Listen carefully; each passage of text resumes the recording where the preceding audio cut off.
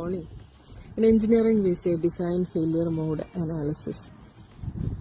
Yes, before launching a product into the market, it has to go through a lot of tests, endurance test, and so many rough conditions and everything. Finally, it is approved, quality approved, and it is in the market. But even though it's in the market after a couple of years, sometimes even quicker also, we get the parts back, or even the entire product back, like it failed in so and so condition. When we analyze and we find out what went wrong. But in life, it's not possible. Life happens at this moment, What went wrong, it's a waste of time.